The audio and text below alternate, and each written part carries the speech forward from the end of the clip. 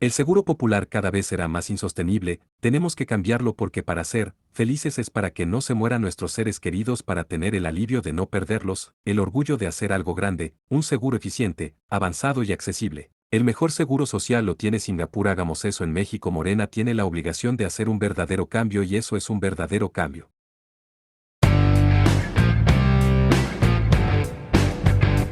Los países desarrollados y también muchos países emergentes, como es el caso de la misma China, empiezan a ver cada vez con más preocupación los efectos que pueden causar el envejecimiento demográfico y la insostenibilidad de muchos servicios públicos. Junto a las pensiones, de las que ya hemos hablado, la sanidad es otro de los campos que más incertidumbres y miedos generan. Una población cada vez más envejecida y la aparición de nuevas y costosas tecnologías médicas han puesto sobre la mesa algunas preguntas muy importantes. ¿Seremos capaces de pagar un sistema sanitario de calidad o estaremos condenados a una sanidad precaria que afecta nuestras perspectivas de vida? ¿Existe algún modelo de éxito que pueda marcar el camino? ¿Hay alternativas? Atentos al siguiente gráfico.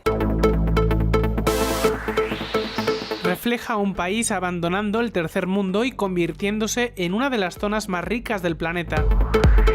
Hace 35 años, Singapur y España tenían la misma renta per cápita. Hoy, en cambio, la del primero más que duplica la renta per cápita española. El éxito de Singapur, por tanto, no se debe a la industria financiera, sino a las mismas razones que han explicado el crecimiento de cualquier otra economía: seguridad jurídica, impuestos bajos, estabilidad monetaria y regulaciones moderadas. Una apuesta por el libre mercado que ha hecho que este país se convierta en muchos campos en todo un ejemplo a seguir.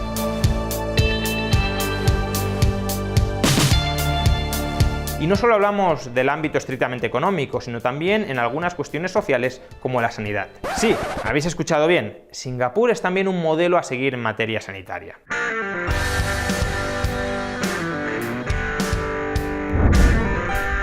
¿Un reto imposible?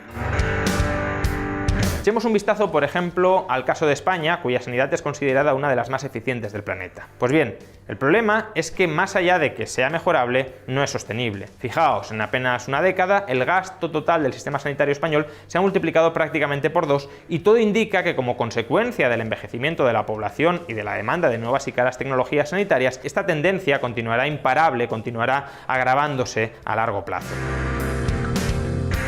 Y no penséis que es un problema solo de España, para nada. La factura médica, esto es, la sostenibilidad de los sistemas sanitarios, es un problema muy extendido en el resto de países desarrollados. Así que la pregunta que se nos plantea es cómo lograr superar estos retos y garantizar la sostenibilidad del sistema sanitario.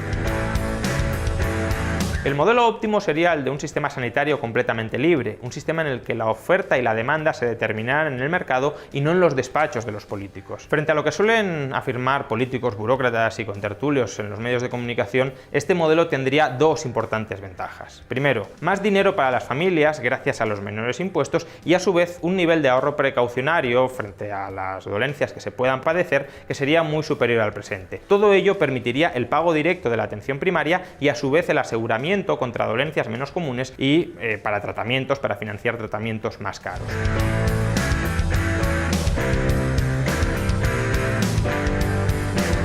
En segundo lugar, habría una mayor diversidad y competencia entre los distintos centros sanitarios, lo que impulsaría la productividad, la diferenciación o la innovación ante la amenaza en la que se enfrentaría cualquiera de estos centros sanitarios de verse desplazados por otros que fueran más eficientes a la hora de proveer servicios sanitarios. En otras palabras, lograríamos un amplio abanico de servicios sanitarios que impactaría positivamente tanto en la calidad de ese servicio como a la hora de rebajar progresivamente sus precios.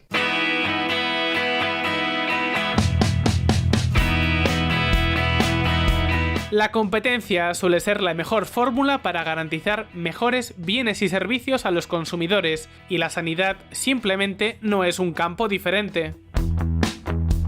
Sin embargo, a día de hoy no existe ningún país que combine adecuadamente todos estos principios. Y no, el sistema sanitario de Estados Unidos, como luego veremos, no es precisamente un modelo, un ejemplo de libre mercado sanitario. Ahora bien, si hay un país que ha aplicado algunas de las características que hemos visto antes y lo ha hecho, por cierto, con unos resultados extraordinarios, es, atentos, el caso de Singapur.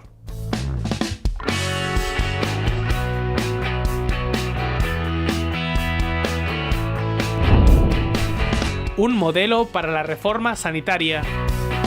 Singapur tiene ahora mismo el mejor sistema sanitario del mundo. Su calidad se halla en el top mundial y su coste es prácticamente la mitad que el español y menos de un tercio del sistema sanitario estadounidense.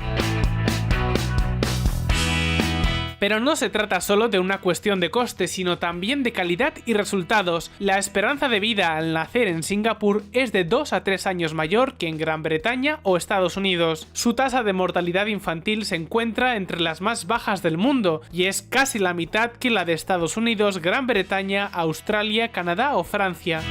En general, sus tasas de mortalidad son impresionantes en comparación con la mayoría de países occidentales.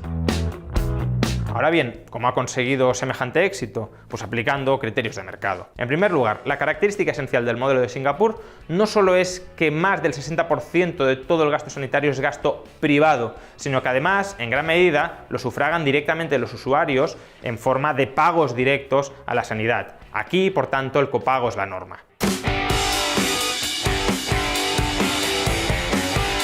Por ejemplo, no todo el mundo paga lo mismo cuando acude al hospital. Hay centros públicos y privados y también 5 niveles, 5 clases diferentes: A, B1, B2+, B2 y C. Cada una de estas letras le otorga a los usuarios un servicio diferente. Por ejemplo, la clase A supone habitación privada y elección de médico, mientras que en la clase C la habitación es compartida y el médico asignado por el hospital. Por supuesto, el coste de cada clase es diferente. Si se elige la clase A, el usuario paga íntegramente por todo. Si en cambio elige la clase C, el gobierno subvenciona el 80% del coste. Pero, ¿de dónde sacan las personas el dinero para costearse la sanidad? Pues del mismo sitio que en los demás países, de la riqueza que generan, de su trabajo. La diferencia es que las enormes cotizaciones que suelen recaudar los gobiernos en Singapur permanecen, obligatoriamente eso sí, en unas cuentas especiales que posee cada ciudadano y que solo puede utilizar para determinados fines, como el pago de su pensión, su educación, su vivienda o la sanidad. En el caso justamente de la sanidad, la cuenta se conoce como MediSave y se emplea para costear las visitas al médico, las hospitalizaciones, los medicamentos, etcétera, etcétera, etcétera.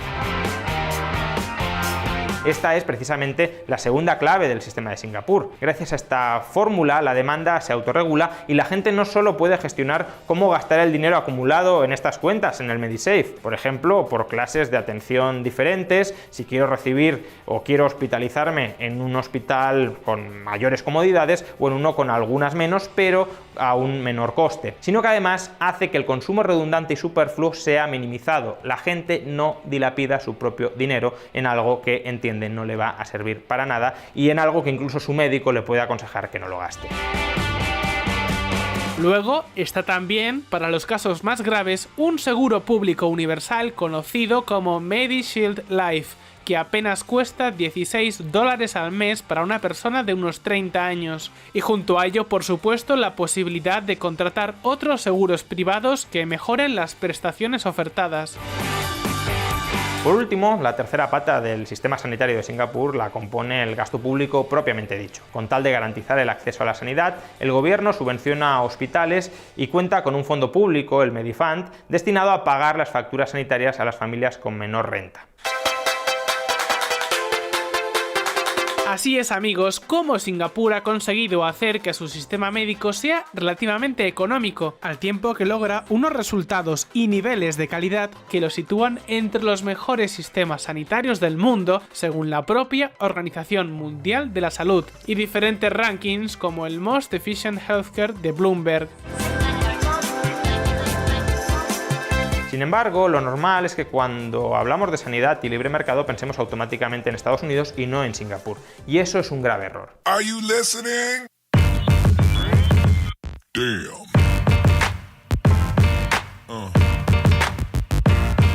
Yeah. Estados Unidos versus Singapur.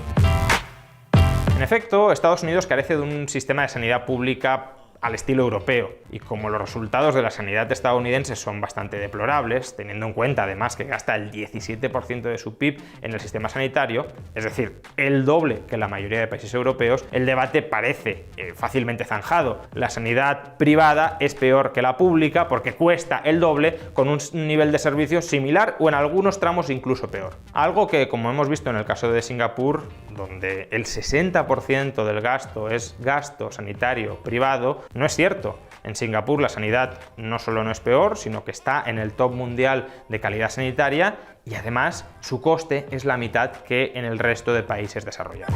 Es el de Singapur. Y el caso de Singapur pone sobre la mesa un modelo de sistema sanitario con la mejor combinación de coste, innovación y resultados médicos. Por todo ello, no estaría nada mal que nuestros políticos le echaran un vistazo y quizá se animaran a copiar algo para nuestra sociedad. Un saludo y hasta la próxima.